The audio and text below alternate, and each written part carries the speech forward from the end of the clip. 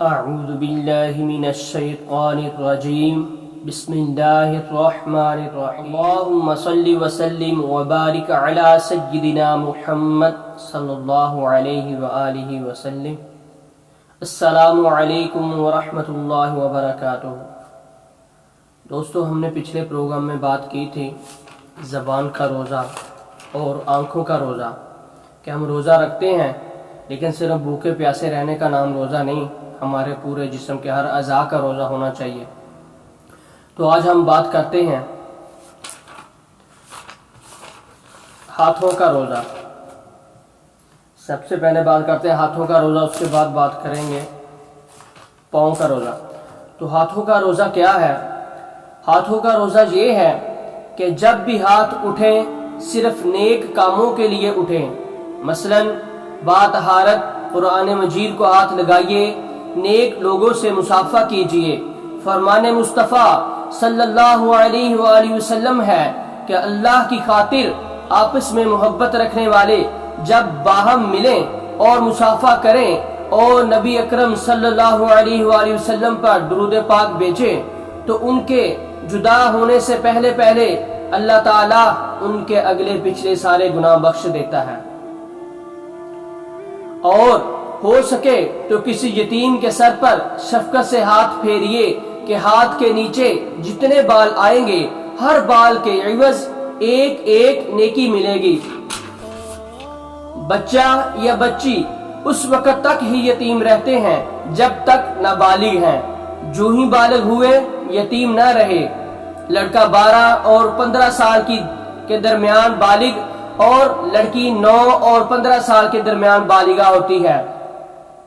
خبردار کسی پر ظلم ہاتھ نہ اٹھے، رشوت لینے دینے کے لیے نہ اٹھے، نہ کسی کا مال چرائیں اور نہ کسی نامحرم عورت سے مصافحہ کریں،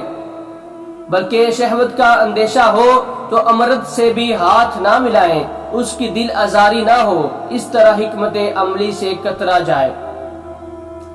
ہمیشہ ہاتھ بلائی کے واسطے اٹھیں، بچانا ظلم و ستم سے مجھے صدا یا رب، کہیں کا مجھ کو گناہوں نے اب نہیں چھوڑا، عذاب نار سے بہر نبی بچا یا رب۔ الہی ایک بھی نیکی نہیں ہے نامے میں، الہی ایک بھی نیکی نہیں ہے نامے میں، فقط ہے تیری رحمت کا آسرا یا رب۔ تو یہ ہم نے سنا کہ ہاتھوں کا روزہ کیسے ہونا چاہیے، کہ ہاتھ کسی بھی جو غیر شرعی کام ہے اس کی طرف نہ بڑھے، صرف بلائی کی طرف ہی بڑھے، اور اللہ کی رضا والے جو کام ہیں اس کی طرف ہی بڑھے۔ اور آگے ذکر کرتے ہیں پاؤں کا روزہ۔ پاؤں کا روزہ یہ ہے کہ پاؤں اٹھے تو صرف نیک کاموں کے لیے اٹھے، مثلا پاؤں چلیں تو مساجد کی طرف چلیں، مزارات اولیاء کی طرف چلیں، علماء و صلحاء کی زیارت کے لیے چلیں، سنت و بر اجتماع کی طرف چلیں، نیکی کی دعوت دینے کے لیے چلیں، سنتوں کی تربیت کے لیے مدنی قافلوں میں سفر کے لیے چلے، نیک صحبتوں کی طرف چلے، کسی کی مدد کے لیے چلے، کاش مکہ مکرمہ اور مدینہ منورہ کی طرف چلے، سوئے مینا و عرفات مزدلفہ چلے، طواف و سعی میں چلے، ہرگز سینما گھر کی طرف نہ چلے، رہے بلائی کی راہوں میں گامزن ہر دم، کرے نہ رخ میرے پاؤں گناہ کا یا رب، مدینے جائیں پھر آئیں دوبارہ پھر جائے، اس میں عمر گزر جائے یا خدا یا رب۔ تو پیارے بھائیوں، واقعی حقیقی معنوں میں روزے کی برکتیں تو اسی وقت نصیب ہوں گی جب ہم تمام اعضاء کا روزہ بھی رکھیں گے، ورنہ بھوک اور پیاس کے سوا کچھ حاصل نہ ہوگا۔ جیسا کہ حضرت سیدنا ابو ہریرہ رضی اللہ تعالی عنہ سے مروی ہے کہ سرکار عالی وقار صلی اللہ علیہ وآلہ وسلم کا ارشاد ہے، بہت سے روزہ دار ایسے ہیں کہ ان کو ان کے روزے سے بھوک اور پیاس کے سوا کچھ نہ حاصل ہوگا، اور بہت سے قیام کرنے والے یعنی رات کو عبادت کرنے والے،